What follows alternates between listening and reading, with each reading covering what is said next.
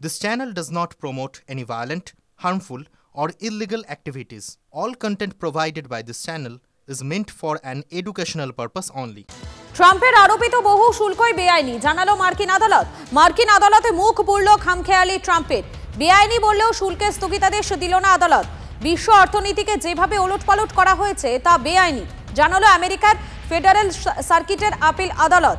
এই রায়ের বিরুদ্ধে মার্কিন সুপ্রিম কোর্টে আবেদন জানাবেন ট্রাম্প। সেখানেও রায় বহাল থাকলে শুল্ক সিদ্ধান্ত ফেরাতে হবে ট্রাম্পকে।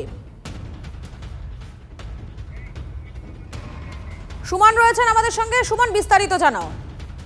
দেখো, ডোনাল্ড ট্রাম্প তিনি খামখেয়ালি ভাবে বেশ কিছু ট্যারিফ অ্যাপ্লাই করেছিলেন, যার ভারতের উপরেও অ্যাপ্লিকেশন হয়েছিল। তুমি জানো 50%, আমাদের 25% ট্যারিফ, 25% পেনাল্টি।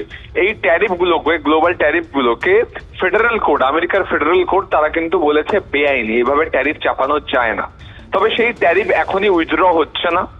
14ই অক্টোবর পর্যন্ত ডোনাল্ড ট্রাম্পের প্রশাসন তারা সময় পাবে সুপ্রিম কোর্টে গিয়ে মোকাবিলা করার।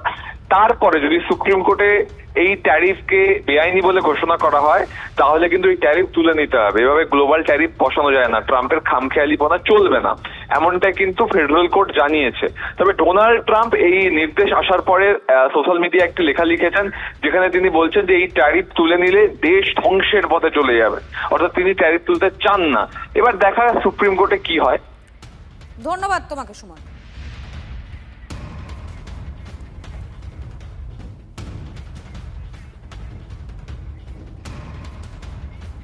অনিক চট্টোপাধ্যায় এই মুহূর্তে আমাদের সঙ্গে রয়েছেন, আন্তর্জাতিক সম্পর্ক বিশেষজ্ঞ। আপনাকে স্বাগত টিভি9 বাংলায়। দেখুন, ট্রাম্পের আরোপিত যে বহু শুল্কই বেআইনি, এবারে সেটা স্পষ্ট করলো মার্কিন আদালত। অর্থাৎ বোঝাই যাচ্ছে মার্কিন আদালতে কোথাও গিয়ে মুখ পুরল এই ট্রাম্পের।